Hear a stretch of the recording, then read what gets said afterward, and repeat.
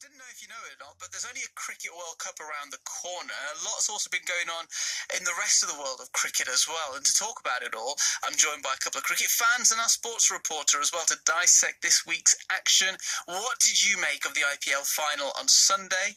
Did Mumbai Indians deserve to win for you? Let me know your thoughts. 81869. What did you make of that that final over there? I was about to say super over. It's not a super over, but what I was saying is that incredible over at the end there by Malinga. And what are you making of the England-Pakistan tour? Also, a team starting to make their way over to England now for the upcoming World Cup.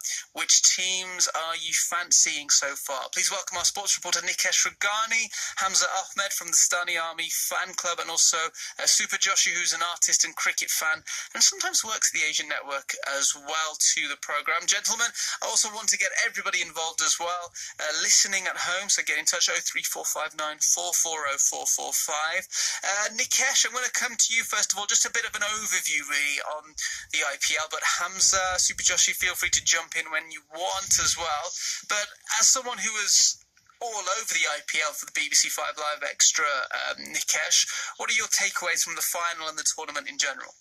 Yeah, I just loved commentating on that final over. What drama we had, and I think that really summed up what kind of IPL season we had, really. We were all saying it on the commentary team throughout the tournament, about the halfway stage onwards, that this has to be the most exciting IPL season that we can all remember. It's the 12th edition of the competition. We've had a good number of seasons to really watch all the best players in the world in action, but this season we had so many last ball finishes, last over finishes. I think 20 out of the 60 matches in the IPL went down to the final over, so it just shows you the level of competition, those pressure levels as well in those final overs. Who can handle the pressure better? And in that final, what a man to bring on for the final over. Lasith Malinga, who had conceded 42 runs from his first 3 overs in the innings. We were all saying, who's going to bowl the final over? Surely it can't be Malinga. But Rohit Sharma, trusting his most experienced man, and got the job done in the end, just about. And I think Mumbai Indians, you'd have to say, deserved winners of the tournament. They always start a little bit slowly, and then they built up that momentum, ended up finishing top of the table and beating the Chennai Super Kings as well. The battle of the two powerhouses, and the Mumbai Indians now have one more title than their rivals as well. They're on to 4, the first side to reach 4 IPL titles, and I think it was well deserved in the end. Oh, do you agree with him, Super Joshi? I do, yeah. I mean, they finished top of the table.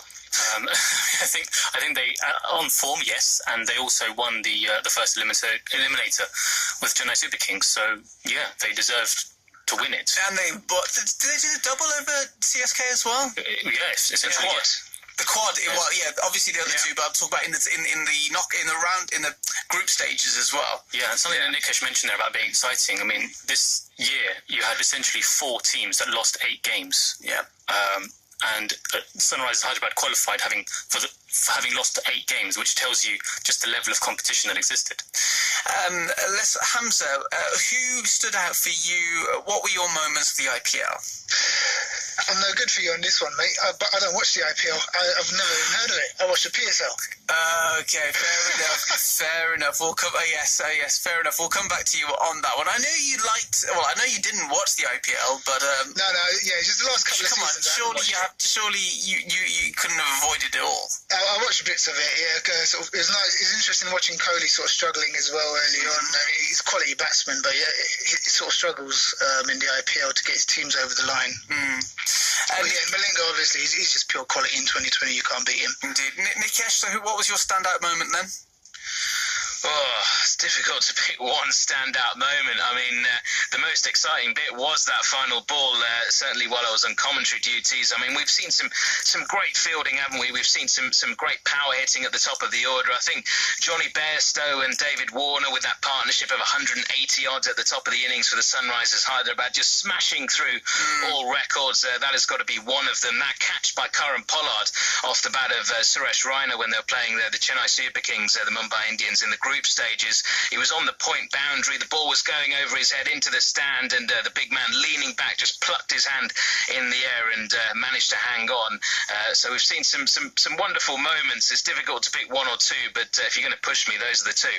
Thank you very much for that. Right, let's talk a little bit about the England-Pakistan tour then. Yesterday, Johnny Bairstow, you mentioned Johnny Bairstow earlier. He's on fire, Nikesh, and another 100 here as well. Absolutely. I was there yesterday in Bristol, and at the halfway stage, 358 for 9 Pakistan. Imam ul Haq, what a fabulous innings from him. 151 from 131. There were good contributions from the rest of the guys as well, but you just felt that it wasn't quite enough, especially on that wicket in Bristol. It was a good wicket. It's a small ground, quick outfield, and against this England batting lineup, there was no Jos Buttler yesterday, of course. He was rested.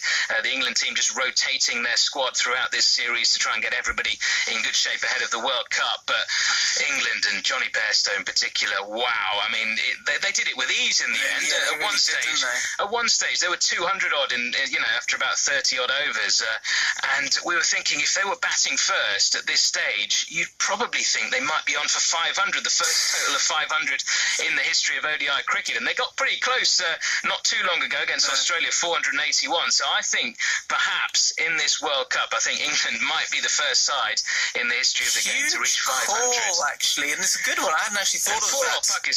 Poor old Pakistan as well. They've scored 700 odd runs in the last 2 games of this series, and they've lost both games. See, well, let's talk to Hamza a little bit about that. What are your thoughts as a Pakistan fan? I actually think it's going okay because the batsmen are making runs, which helps. The bowlers that are struggling are bowlers that were always going to struggle, and I'd rather them get exposed now than at the World Cup. So guys like Junaid Khan, he's a high-quality bowler, but in the last couple of years, his injuries have really caught up with him.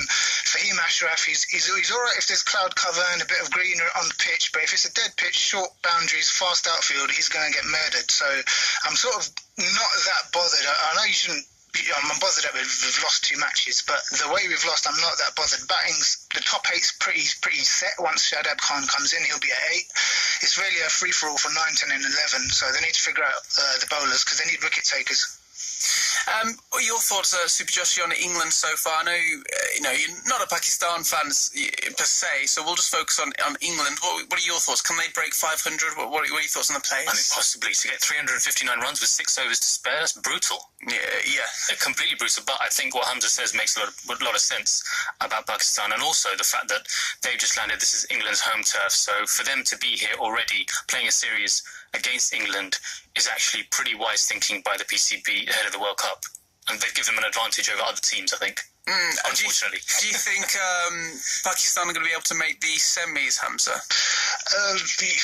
In this format, yes, but I'm more of a fan of the sort of 4 groups of 4 kind of format. I'm not really a fan of this sort of. It's like the 1992 World Cup where everyone plays everyone and the top 4. Yeah, but that was good for you, though. Who won that? Yeah, we had Imran Khan. He's the Prime Minister. You got Sarfraz now. Sarfraz is no Imran, I tell you. But yeah, I think we'll squeeze through. If there's any team that can sort of pull it together when it matters, it's Pakistan. So yeah, I'm still. Hamza, I think this format is better for a side like Pakistan because I know what you mean. You get the easy groups when you have the smaller groups, and you get a couple of minnows in there usually.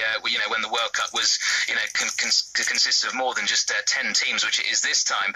But I think Pakistan, they're a team that likes to build up that momentum slowly through a tournament. We saw that in the Champions Trophy, didn't we? Yeah, absolutely thumped in the first game against India, and then look what they did to them in the final and beating England in the semi as well. So just that momentum, I think Pakistan are one of those sides where they gather that momentum through a tournament. I think this could work well for Pakistan. Yeah, with fewer teams, it does mean you need to win fewer matches to win a World Cup. That's very true.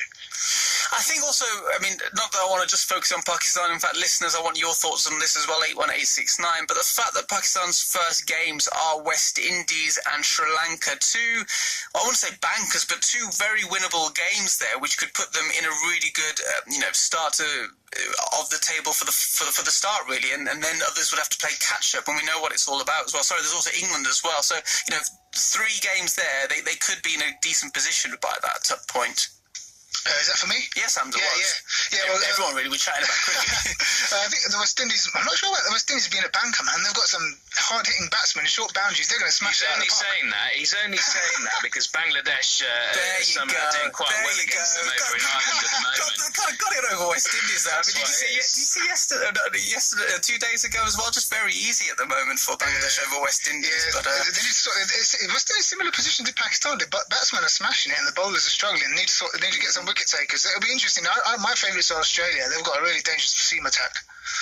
What do you agree? I think Australia, maybe not the favourites, but certainly they'll be in the semis and possibly the final. And now they were playing so well in the last 6 to 8 months. They've beaten India in India, which is always very difficult to do in those conditions. And they did that without David Warner and Steve Smith. Now they've got Warner firing as well throughout the IPL, top run scorer in that competition. I think they're going to be a very strong side. They beat Pakistan in the UAE as well, when that was again without Smith and Warner, and without Stark, and without Patrick Cummins for the first 3 ODIs. Listeners, I want some text messages. I want your thoughts, really. 81869. You can also WhatsApp 07920 500 200. Who do you fancy for the World Cup? Are you going to any of the matches as well? Let me know. Super Josh, what do you think about India's chances then? I think they've left it a little bit late in terms of... What I mean is they'll be a little bit fatigued from the IPL because all their top guns are playing there. To switch off from that, I mean, it's a big high if you're in the final, but also it's very draining.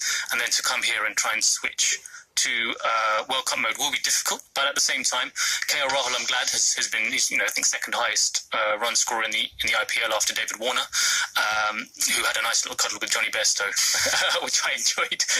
I was not right side, but Shikhar Dhawan seems in good form, and he always plays well in tournaments, doesn't he? Yeah. I was actually at a lot of the games when in the Champions Trophy here when he scored, I think, 100 and he carried on sort of winning. So I think he will have a role to play unless he decides to have kind of a Sehwag moment, playing some games and flop in others. That's my kind of concern with India. In terms of other teams, I think I agree with what everyone says about Australia. They are looking strong to overturn a deficit in India against India is massive. To beat Pakistan in Dubai is massive. And without Richardson not being there still, they're a very strong team. And Smith has had that taste of captaincy with Rajasthani, so he's kind of... his cogs are working again. Indeed. I just think in terms of India, Rishabh Pant not being in the provisional 15-man squad, surely they've got to find a way of getting him in. Vijay Shankar has been absolutely disgraceful. He's been terrible through the IPL. He's been, this three-dimensional player that the selectors talked about. Yeah, he's got all that potential, but is he ready for a World Cup ahead of somebody like Rishabh Pant? No, not a chance. Even Shubman Gill, he's played beautifully for the Kolkata Knight Riders through the IPL as well. Get that man in. They need to make a couple of changes. They need to sort out their batting lineup, and they need to do it pretty quickly. Do you think Rishabh Pant will make it in? He's a bit inconsistent. Isn't that one of the dangers? He's a match winner. He's a match winner. Vijay Shankar isn't, and Rishabh Pant, he won't have the added responsibility of being a keeper because MS Dhoni is going to take that. He's going to be behind the stump. So Rishabh Pant can just go out, bat. He can float in the batting order. He can bat at number 4 if the platform is built. There's not that many overs left. He can come in the last 10 overs and just tell him, just go and play your game. And I think in 50-over cricket, you have that luxury of having a player like him just floating in the lineup, and he can win you matches. He can win you those matches. If you need 100 to win off the last 10 overs, Rishabh Pant can come in and absolutely take the game away from others. If you're setting a platform, if you're setting a target, you 200 odd in the 45th over, he can take that score to beyond 300. So he is that superstar, that X-factor player that I think many sides in world cricket have. England have certainly got a few of them, and I think India need one more, and Rishabh Pant clearly is the man in the driving seat for that position. Yeah, absolutely. He's got a way bigger aura than Vijay Shankar, and even I know that Ambati Raidu had a few words to say. I don't know if a lot of Indian fans would have taken him, but Pant definitely. I think it was a crazy call to leave him out. And what about Australia there? Both Hamza and Super Joshi here thinking Australia looking decent. Nikesh. Yeah, like I said, they've won in India, they've won in Australia without David Warner and Steve Smith. They'll both be back in to the side for the World Cup. Warner has been outstanding in the IPL leading into the World Cup, and I expect that form to continue as well. He's that kind of character. He feels he's got a point to prove now after everything that happened with all the controversy, all the ball tampering issues, and the bans that he and Smith had. So I think Australia look a very good side. They've got a quality bowling lineup, but then you can't discount other sides. You know, if South Africa, if they have some of their big guns fit, I mean, they're not really a tournament side. They're not, you know, they're probably not going to win the tournament. 99 was my favourite. They literally snatched defeat from victory, didn't they? Yeah, they dropped Herschel Gibbs dropped the World Cup, didn't they? Absolutely, in that group game, according to Steve Waugh, and that's how it went. That semi-final there, I mean, what drama that was. I don't think we're going to see a low-scoring thriller like that in this World Cup. 213 plays 213, and then in the end Australia goes through. Oh God, what a match that was. Last time the World Cup was in England as well, that obviously. So I mean, things have changed so much then. We were talking about 354 being gettable. Back then 250 was a good score. I mean, it's changed so much, hasn't it? We're nearly running out of time, but let's have a quick word for the other Asian countries here. Afghanistan, do we think they're going to make it, or is it just going to be one of those that's like, you know, good to be there and also a couple of really good performances maybe? They'll win a few games. They'll win a couple of games, I think. Rashid Khan, you've got Mohammed Nabi in there. You know, there's some really good players. Mujib as well, the young spinner. So I think they'll win a couple of games, and I think they'll show the world what they're all about. But yeah, I think way too early for them to get through to the semis. Sri Lanka as well. You know, another good side on their day, but they've really struggled to fill that middle order after the retirements of Jayawardene and Sangakkara, even at the top of the order. The likes of Dilshan retiring in recent years, they've really found it difficult to find those replacements. You know, again, they'll win a few matches. Bangladesh, I'm going to ask you, Qasa, what do you think? Not in this sport, not in this sort of long format. I don't think where everyone plays everyone. Although they've got a decent one, because Pakistan and India are both held to the end, and you know, things are going to get nervy. You know. At that moment, really, so it could go any way, because that's where tensions start to come in. You know, someone needs a point, someone needs this. Funny things happen. So yeah, we'll see. But there's loads of experience there, and Tamim's in great form so far, and Shakib's now seems to be back and in good form as well, and injury-free, importantly. So they don't have the bowlers, mate. They don't have the bowlers to do it. See, that's where you might fall down. You're right, actually. Yeah, I've been thinking about, you know, the fizz really hasn't fizzed on. So unless it rains, if it rains, then it kind of evens things out, and then you don't need as many bowlers then. Well, exactly. Open with Shakib, and you'll be fine, I suppose. But no, but that'll be all really. So I'm going to go for it now. Pre-tournament semi-finals and finalists. Let's go with you, Super Joshi, first. You're going to come to me first. I think I said to your colleague the other day, India, Pakistan, England, Australia, probably. Although I'd quite like West Indies to be there, just for the good of world cricket, actually. And finalists and a winner? I can't say. You can't say. Fair enough. Nikesh? I think I'm going with the same semi-finalists. I think let's go for it. First place, fourth, don't they? So England are going to finish top of the group, so they will probably play Pakistan.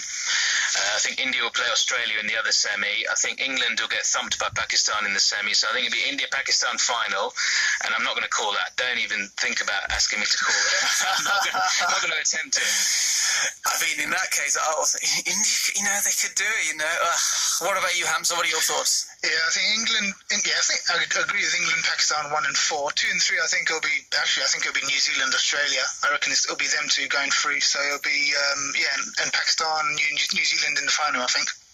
Pakistan, New Zealand final. Yeah, I'm putting a wild card in there. No one's talking about New Zealand. No, I don't know why. No one ever talks about New Zealand, and they end up in the semi-finals somehow. They've done really well over the last year. Right, thank you very much for your time, guys. Enjoyable as always. Thanks to Nikesh, Hamza, and also Super Joshi here on the cricket panel. Get your thoughts in about cricket over the next, until it starts, really. Not that long now, at the end of the month, so a couple of weeks' time, all throughout this crazy summer of cricket, where we've got the Pakistan ODI series with England, we've got the World Cup, then we've got the Ashes. We're going to have a cricket panel every Wednesday. Definitely get involved and let me know your thoughts. 81869. It's 11:36 here on The Big Debate.